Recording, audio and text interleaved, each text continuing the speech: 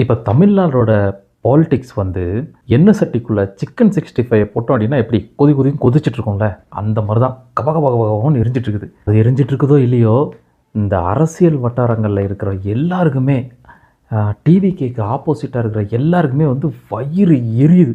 நம்ம டிவிகே விஜய் வந்து காங்கிரஸ் கூட போயிடலாம் அப்படின்னு சொல்லிட்டு காங்கிரஸ் கிட்ட வந்து ஒரு 5 சீட் எடுக்கலாம் அப்படின்னு சொல்லிட்டு அவங்க வந்து ஆதரவு தெரிவிச்சுட்டு இருக்கிறாங்க.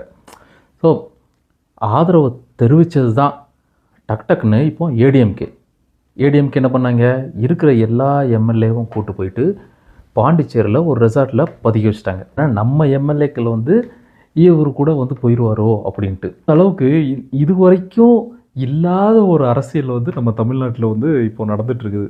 இது ஒவ்வொன்றுமே வந்து ரொம்ப சுவாரஸ்யமாக இருந்துகிட்ருக்குது. ஒரு புதுசாக இருக்குது. ஏதோ நம்ம இந்த கைதி படத்தில் வந்து இருக்கிற எல்லா போலீஸ் ஆஃபீஸர்ஸ் எல்லாத்தையும் வந்து ஒரு லாரிக்குள்ளே கூட்டு போயிட்டு வந்து பண்ணிட்டு இருப்பாங்களா, அந்த மாதிரி தான் அந்த ஒரு ஃபீல் ஆகுது. திக்குன்னு இருக்குது. ஃபஸ்ட்டு ஜெயிப்பாரா ஜெயிக்க மாட்டாரா, இத்தனை சீட் வாங்குவார் வாங்க மாட்டார் அப்படிங்கிற அந்த ஒரு தாட் இருந்துட்டு இருந்துச்சு. இப்போ 108 தொகுதியில் ஜெயிச்சுமே ஆனால் அந்த மெஜாரிட்டி இல்லாததுனால இன்னும் வேறு ஒரு கட்சியை நாடி இருக்கக்கூடிய ஒரு சுச்சுவேஷன் வந்து வந்துருச்சா. இந்த சுச்சுவேஷனால் யாரை கூப்பிடுவார், யாரை வந்து அவாய்ட் பண்ணுவார், இந்த விஷயங்கள் வந்து சரி. இப்போ ஒருத்தங்களை கூப்பிட்டா வந்து மேலிடத்துலேருந்து பிரச்சனை வரும், சரி அதுக்கு வேண்டாம். இன்னொருத்தவங்களை கூப்பிட்டோம் அப்படின்னா உள்ளே இருக்கிறவங்க வந்து பிரச்சனை பண்ணுவாங்க. எவ்வளோ விஷயங்கள் நிறைய பார்க்க வேண்டியிருக்குல்ல. ஆனால் மக்களாகிய நம்ம வந்து என்ன பண்ணணும் அப்படின்னா, சரி இவர் வந்து இவர் கூட கூட்டணி போயிட்டார், இவர் கூட கூட்டணி போயிட்டார் அப்படின்னு நினைக்காம மெஜாரிட்டி வந்து நம்ம தான் இருக்கோம். ஸோ அவருக்கு வந்து சப்போர்ட் பண்ணணும். நம்ம சப்போர்ட் பண்ணி கடைசி வரைக்கும் கூட நின்னோம் அப்படின்னா வந்து கண்டிப்பாக இது வந்து இது வரைக்கும் நடந்த அரசியலாக இல்லாமல் புதுசாக ஏதாவது ஒன்று இருக்கும் அப்படிங்கிற ஒரு நம்பிக்கை வந்து கண்டிப்பாக இருக்குது.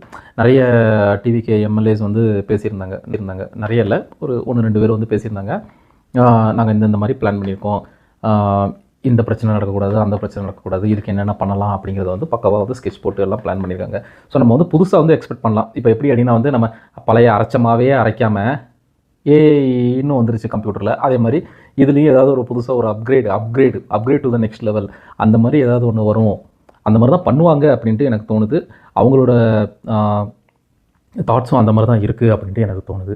ஸோ அதுக்கு நம்ம இவர் யார் கூட கூட்டணி போனாலும், யார் எப்படி போனாலும் ஏதாவது தப்பாக வதந்திகளை பரப்பாமல், இவங்க வந்து அப்படி ஆகிட்டாங்க இப்படி ஆகிட்டாங்க, இவங்க கூட போனதுனால வந்து இந்த மாதிரி ஆகிட்டாங்க, அந்த மாதிரிலாம் எதுவும் சொல்லாமல் ஜாதி மதம் இதெல்லாம் பார்க்காம நம்ம தலைவர் நமக்காக அரசியலுக்கு வந்திருக்கிறாரு. அவர் வந்து நல்லது பண்ணுவார். தமிழ்நாட்டை நல்ல வழியில் கொண்டு போகணும், எந்த பிரச்சனையும் இல்லாமல் ரொம்ப நல்லா கொண்டு போகணும், நல்ல வழி நடத்துவார் அப்படிங்கிற நம்பிக்கையில் நம்ம வந்து இறங்கியிருக்கிறோம். நம்ம விர்ச்சுவல் வாரியராக வந்து நிறைய விஷயங்கள் அவருக்கு பண்ணி ஜெயிக்க வச்சுட்டோம். இதுக்கப்புறமும் நம்ம வந்து அவருக்கு சப்போர்ட்டாக இருக்கணும் அப்படிங்கிறது தான் வந்து